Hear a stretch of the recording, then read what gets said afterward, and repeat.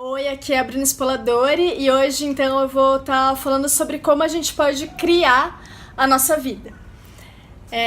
Então, para falar de como a gente pode criar a nossa vida com mais qualidade, eu gostaria de começar com uma frase do Yongey Mingyur Rinpoche, não sei se é assim que se fala, desculpem, mas que é assim: no fim das contas, a felicidade se limita à escolha entre o incômodo de se tornar consciente das aflições mentais e o desconforto de ser guiado por elas. Passar por algum desconforto físico é inevitável, físico, mental, emocional, enfim, é inevitável e é um sinal para a gente tomar uma atitude de preservação em direção à vida. Assim como a gente sente dor ao tocar algo quente e daí logo em seguida a gente retira, né, o mais rapidamente possível para evitar outras dores,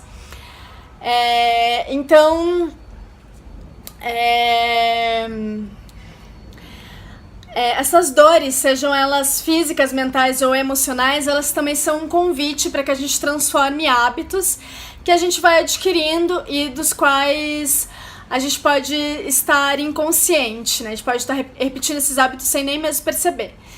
Então tem uma expressão de Buda que diz o seguinte, né? Há dores físicas, mentais e emocionais inevitáveis, como a morte de um ser querido, uma queda que de repente pode fazer com que a gente quebre algum osso, dentre outras situações, né?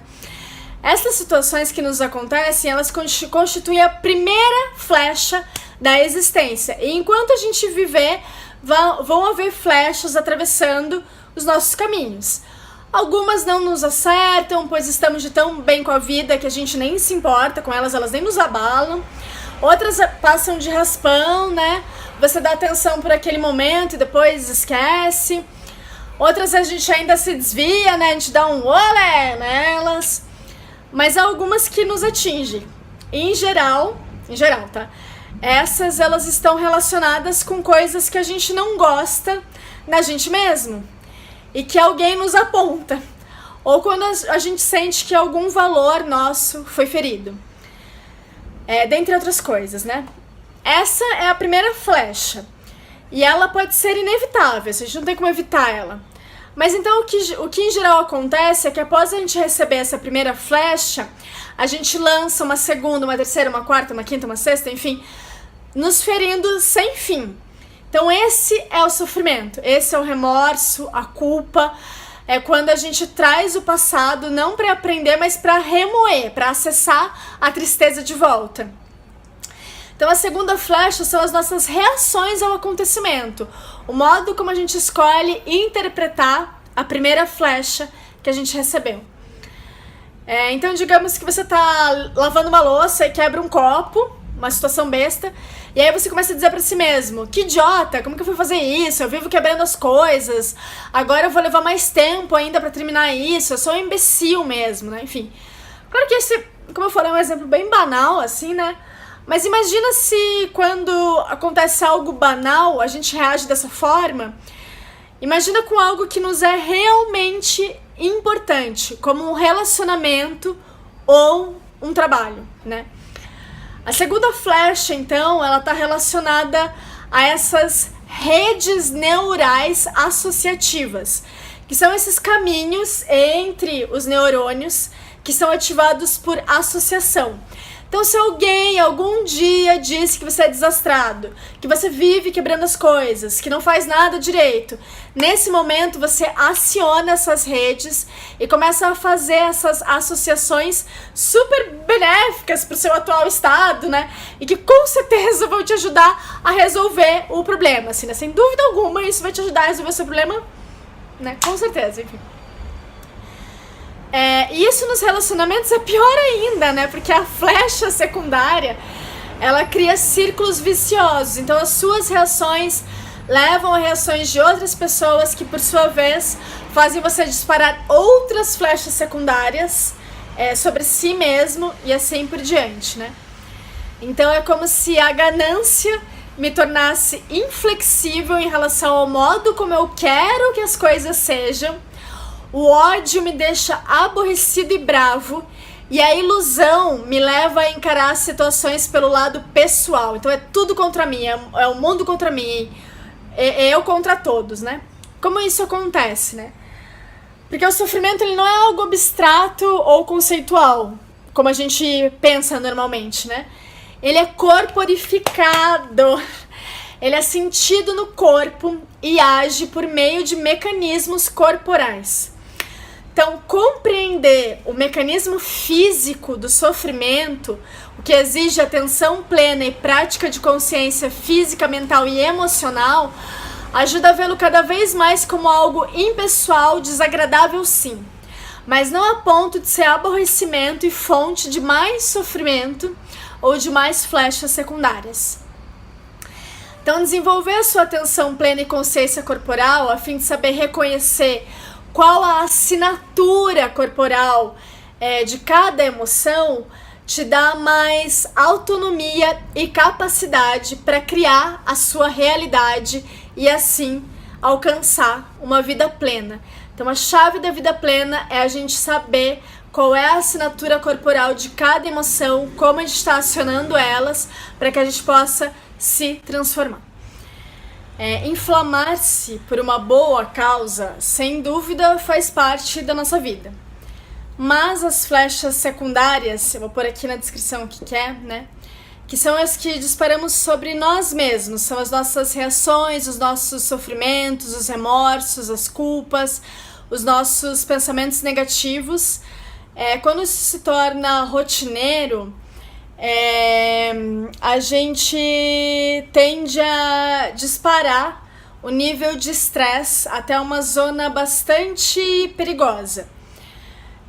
Então a gente vive numa sociedade, uma cultura baseada na ativação ininterrupta do nosso sistema nervoso simpático. O sistema nervoso simpático, ele é o responsável pelos nossos estados de fuga ou de luta. E isso não é nada natural, né? No que se refere ao nosso padrão evolucionário, assim, né? Então, o que começa a acontecer? Mesmo que a água não esteja fervendo, a gente fica cozinhando em banho-maria as nossas flechas secundárias. A gente fica cozinhando em banho-maria as nossas dores e fica gerando cada vez mais sofrimento pra gente, o que é bastante prejudicial, né? Fazendo também com que recursos para projetos de longo prazo sejam frequentemente deixados de lado, como fortalecer o sistema imunológico e preservar o bom humor, por exemplo, né? Para dar espaço a crises de curto prazo e a consequências que são bastante permanentes, assim, né? Então, a ativação constante desse sistema nervoso, ele aumenta os riscos de úlceras, colites, síndromes do intestino irritável, diarreia, prisão de ventre, gripes, resfriados frequentes. A cicatrização ela fica mais lenta, a gente fica mais vulnerável a infecções graves, tem endurecimento das artérias, o que leva a infartos, aumenta o risco de diabetes do tipo 2, síndrome pré-menstrual, disfunção erétil e a diminuição da nossa libido. Imagina tudo isso. Isso da parte física, né? Mentalmente, nós temos a nossa ansiedade aumentada e redução do ânimo, né? Então, isso num primeiro estágio, a gente passa pela ansiedade estado, que ela está conectada a situações específicas. Então, com o passar do tempo e com a ativação constante, a gente passa para ansiedade traço, que é uma ansiedade contínua, que independe da situação que você está vivendo, né? Então, a ansiedade estado é quando eu começo a sentir ansiedade em relação a coisas específicas, em relação a uma prova que eu vou realizar, a uma entrevista de trabalho, em relação a encontrar pessoas desconhecidas, enfim. E a ansiedade traço é quando essa ansiedade ela passa não só mais a ser em relação a coisas específicas, mas daí tipo eu fico ansioso pra tudo que eu vou fazer na minha vida. Então eu fico, ai meu Deus, vai chover hoje, mas e se eu perder o ônibus, tá? Mas e se eu não encontrar tal pessoa? E daí a gente começa a viver isso o tempo todo e fica gerando um monte de problema fictício, que em geral também não acontece, né? Então essa é a ansiedade traço, né?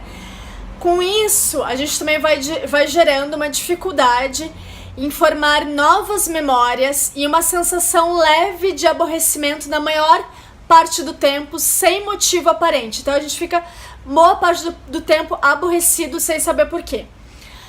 Essa situação pode levar ainda à depressão, fazendo com que a pessoa se sinta vazia, até mesmo apática, com dificuldade de se concentrar, e as atividades que antes eram prazerosas, elas passam a perder a graça, a uma maior vulnerabilidade à melancolia e menor interesse pelo mundo ao seu redor. Então o sofrimento, ele tem causas evidentes no corpo mental, físico e emocional. E, portanto, mudando essas causas, a gente consegue sofrer bem menos, né?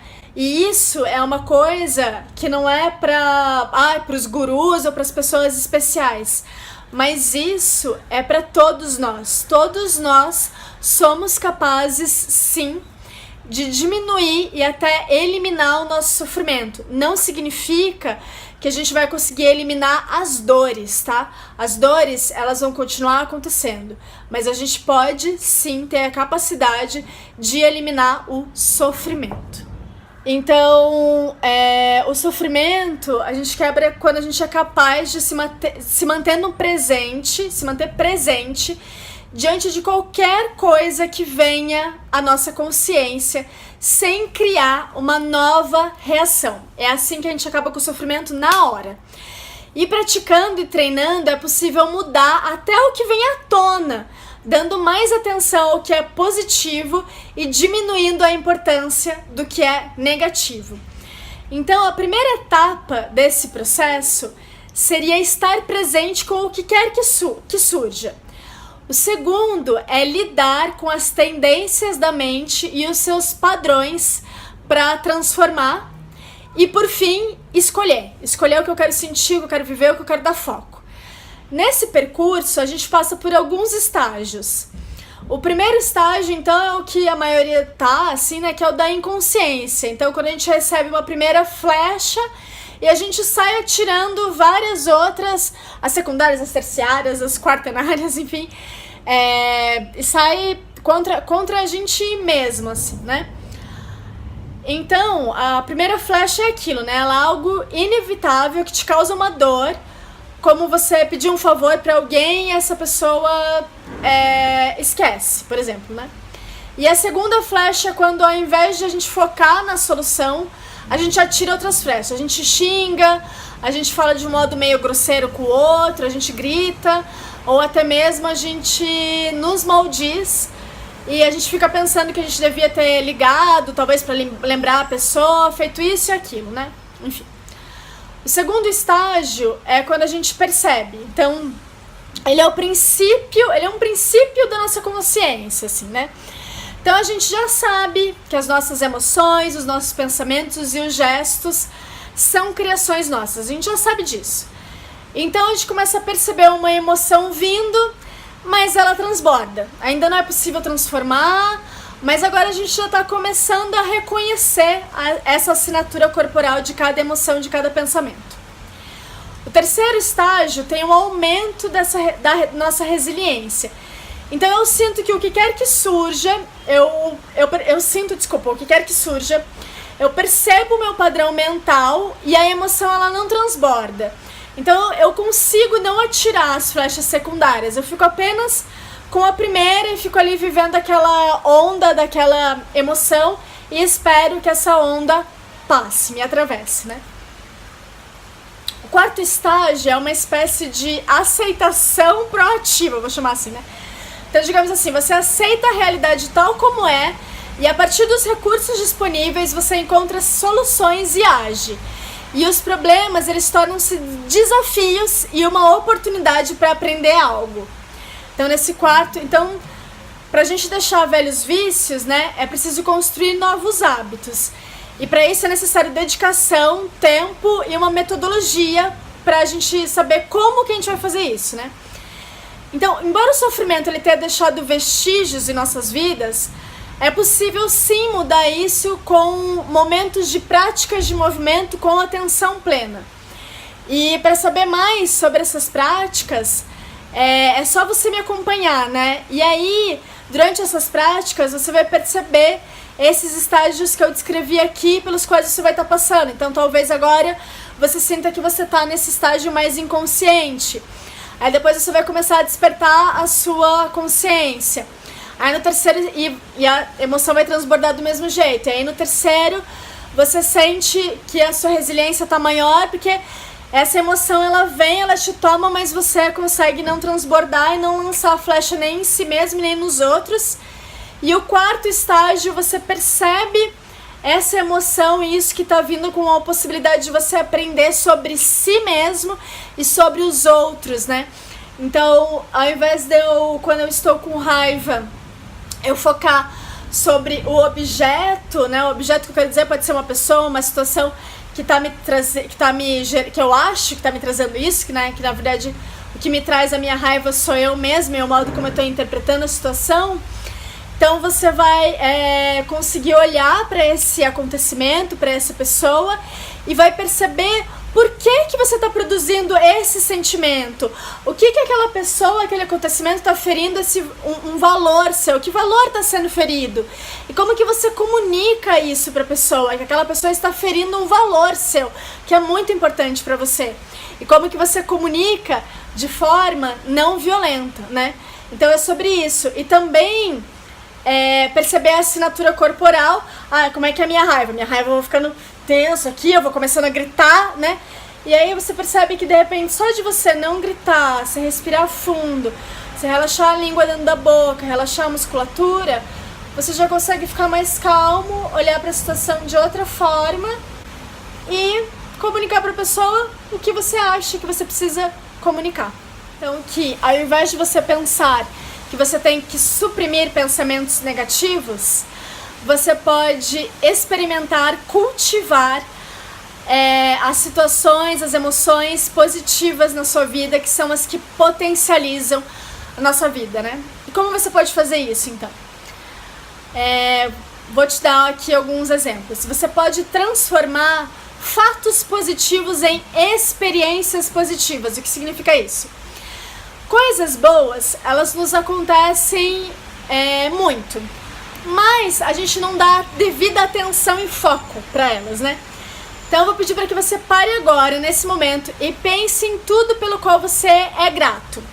Talvez seja a sua família, uma amizade, um bom banho de água quente, um trabalho que você ama, alguém que te fez um elogio, você comprou algo que você queria há muito tempo, uma planta nova que nasceu no seu jardim, ou talvez você esteja no outono e há muitas flores pelo chão, formando um tapete de cores que é super bonito.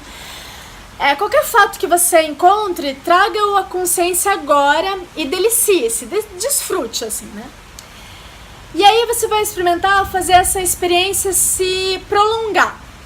Então você vai fazer com que ela dure 20 segundos, 1 minuto, quanto tempo for possível, assim. E você não vai desviar a sua atenção, você vai estar completamente focado nisso. E quanto mais tempo você conseguir reter isso na sua consciência, mais estimulante emocionalmente a experiência vai ser e também vai ser um rastro que vai ficar na sua memória. Então, bora praticar? Eu vou colocar uma música aqui pra gente e vou pedir pra você fazer esse exercício comigo, ok? Bora pra experiência? Vou pedir então pra que vocês escolham alguma situação que foi bem agradável na vida de vocês e pela qual você é grato. E aí você vai começar, fecha os olhos, encontra uma posição confortável e eu vou começar a te guiar através dessa experiência para que você deixe ela bem vívida na sua memória e para que ela deixe um vestígio bem forte nas suas redes de neurônios. Eu vou deixar o nome da música aqui embaixo, caso você queira ouvi-la também, enquanto você vai para o trabalho, enfim, em algum momento que você acha que pode ser importante para você ativar essa positividade na sua vida, assim. Então vai trazendo essa imagem, vai se imaginando nesse contexto, esse acontecimento que você quer deixar bem vívido para você. E aí, imagina essa imagem, ela ainda tá um pouquinho pequena, assim, ela ainda tá distante de você. Mas você vai imaginando ela, como que são as cores dessa imagem, com quem que você tá, ou se você tá sozinho, qual é a temperatura do ambiente, que roupa que você tá vestindo, em que lugar que você tá, que lugar é esse, o que tá tocando a sua pele, se o que toca a sua pele é chão, é água, é areia, é terra, quais são as texturas que tocam a sua pele, o que você está escutando, se de repente tem algum som, alguma música, se as pessoas te dizem algo, se você se diz algo, e vai tentando se conectar com essa emoção. Quais são as emoções que você está sentindo agora, nesse momento? Onde que você sente elas no seu corpo? Quais são as sensações corporais? Como é que tá o seu corpo agora? Você está relaxado, você está vibrando, você está pulando? E aí, essa imagem que era pequena, ela vai começar a ficar cada vez maior e mais brilhante, as cores cada vez mais fortes, e você vai entrar nela. Você vai entrar nela em 3, 2, 1. E aí você entra nessa imagem e você vivencia o máximo de tempo que você puder essa experiência. E sente isso com o seu corpo todo, com todos os seus sentidos. Sente o que você está vendo, o que você está cheirando, qual o cheiro das coisas, qual a sensação de toque, o que você escuta, o que você está vestindo, qual a textura da sua roupa. Qual é a sua emoção? Que assinatura corporal é essa? Como é que está seu corpo? E aí potencializa ainda mais essa experiência agora.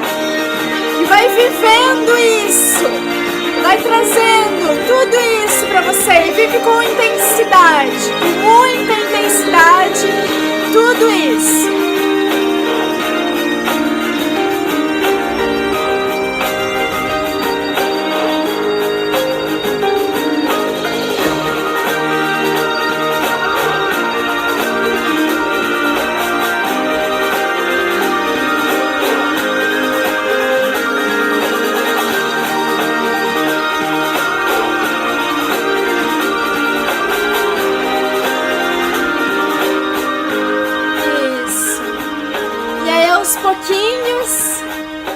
Você vai se distanciando um pouquinho dessa imagem, mas vai ficando com a sensação interna dela e vai sabendo, interioriza isso, que essa abundância, que isso tudo que você sentiu agora está disponível para você a todo momento. É só você acessar a sua imaginação e esse seu lugar interior, e você pode acessar ele em qualquer lugar, a qualquer momento que você queira. E se você souber disso, que isso está dentro de você e que você pode acessar, você vai ficar mais confiante, mais tranquilo para se arriscar mais, e vai começar a perceber cada vez mais o quanto é possível você construir essa estabilidade interior. Então a questão não é resistir às experiências ruins e agarrar-se às boas. Isso seria uma espécie de súplica e de apego que geram sofrimento também. Então o caminho é a gente encontrar um equilíbrio entre manter-se atento, aberto e curioso quando se trata de experiências difíceis e simultaneamente interiorizar sentimentos e pensamentos de incentivo, pois ao fazer isso você não vai precisar mais buscá-los no mundo exterior, mas eles vão estar completamente disponíveis para você no seu mundo interior. Então, quando você tem o seu próprio arsenal de boas experiências, você pode recorrer a elas quando você achar necessário. E enquanto isso, você vai produzindo e vivendo mais experiências, né? E por que faz bem incorporar o que é bom, então? Bons sentimentos, eles fortalecem o sistema imunológico, diminuem a vulnerabilidade do sistema cardiovascular ao estresse, melhoram o nosso humor, deixam a gente mais otimista, mais forte, decidido e ajudam a gente a neutralizar os efeitos de experiências dolorosas como traumas, por exemplo. E também quanto mais você pratica hoje, mais provável será a manifestação de emoções boas amanhã. Então esse é pro seu futuro também, né? Incorporar o que é bom não significa achar que tudo é uma maravilha, tá? Nem fugir das situações complicadas da vida. Mas trata-se de nutrir o bem-estar, a satisfação e a paz interior. Refúgios que estão sempre disponíveis para nós. E assim você vai estruturando o seu refúgio interno, a sua estabilidade interior, que é tão importante para nossa vida plena. Então não é sobre brigar ou suprimir maus sentimentos, mas é sobre potencializar boas emoções e internalizá-las. Nossa, que chuva! E saber que elas estão disponíveis pra gente o tempo todo. Talvez não no mundo externo, mas no nosso mundo interno. Então cuide do seu mundo interno, cuide do seu jogo interior. Bom, então, como eu já venho falando em alguns vídeos, né, o nosso fluxo mental, ele é intimamente interligado com as nossas sensações físicas. Então, entre mim e o mundo, há sempre sensações corporais. Então, na verdade, eu nunca reajo aos acontecimentos do mundo lá fora, mas às sensações do meu próprio corpo. Então, quando a sensação é desagradável, eu reajo com aversão, medo. E quando a sensação é agradável, eu reajo com vontade de ter mais daquilo. E mesmo quando eu acho que reajo ao que uma pessoa disse, ou ao último tweet do atual presidente, ou a algum comentário na internet, na verdade nós estamos reagindo às nossas sensações corporais imediatas. Então, se a gente fica injuriado por alguém ter ofendido a nossa nação ou a nossa religião, o que faz o insulto ser insuportável, não é isso. Mas são as dores, tá? São as dores em nosso coração, a dor na boca do estômago, as pontadas na garganta, a mandíbula que trava. Então a nossa nação, desculpa, mas ela não sente nada, nem a nossa religião, mas o corpo dói. Então você quer saber o que é raiva, o que é medo, o que é ansiedade? Observe as suas sensações corporais. Ao sentirmos algo, a gente tende a focar no objeto que a gente acha que gera essa emoção. Então a gente foca na pessoa, no acontecimento, menos na realidade sensorial da raiva. E ao fazer esse processo, a gente tende a perceber que a origem mais profunda do nosso sofrimento está enraizada nos nossos padrões mentais e corporais físicos, né? Então, quando eu quero algo e esse algo ele não acontece, o meu corpo mental ele gera sofrimento. E sofrimento não é uma condição externa do mundo exterior, tá? Ele é uma reação mental gerada pelo meu corpo mental que está interpretando aquilo de um jeito específico, que está interpretando aquelas sensações que aquele acontecimento me traz de um modo específico. E aprender isso é o primeiro passo para a gente cessar a geração de mais sofrimento. Bom, segundo Yuval Noah Harari, eu também não sei se é assim que se pronuncia o nome dele, mas enfim, ele é professor da Universidade Hebraica de Jerusalém, ele escreveu vários livros, enfim. As pessoas separadas de seus corpos, sentidos e entorno físico, elas sentem-se alienadas e desorientadas. Ele afirma ainda que alguns especialistas costumam pôr a culpa por esse sentimento de alienação no declínio de ligações religiosas e nacionais. Mas a perda de contato com o eu, corpo, talvez seja mais importante, né? E se você não se sentir... Porque se você não se sentir em casa com o seu corpo, você nunca vai se sentir em casa no mundo. Vai ser impossível, né? Até porque o único modo de você acessar o mundo é via corpo. Via os nossos sentidos que o captam. Então, o eu-corpo, ele é o gerador do pensamento e das emoções. E quanto mais desconectado eu tô de mim, mais inconsciente eu tô e, portanto, mais distante de eu criar a minha realidade, de saber meus valores, o que é importante pra mim e não o que o mundo quer que seja importante pra mim. Isso é uma diferença crucial no nosso bem-estar. Então, quanto mais desconectado da gente, menos qualidade de vida. Então, o autoconhecimento, ele é um caminho pra gente se conectar cada vez mais conosco. E as práticas de movimento com atenção plena, elas são muito incríveis porque elas cuidam da nossa saúde de modo integral. Elas cuidam da nossa saúde do corpo físico, mental e emocional. E elas fazem com que a gente esteja muito conectado com a gente e com esses três corpos, com o corpo físico, mental e emocional. E que faz, então, com que a gente se conheça cada vez melhor, tome melhores decisões para nossa vida e, portanto, esteja muito mais próximo de uma qualidade de vida que a gente realmente deseja.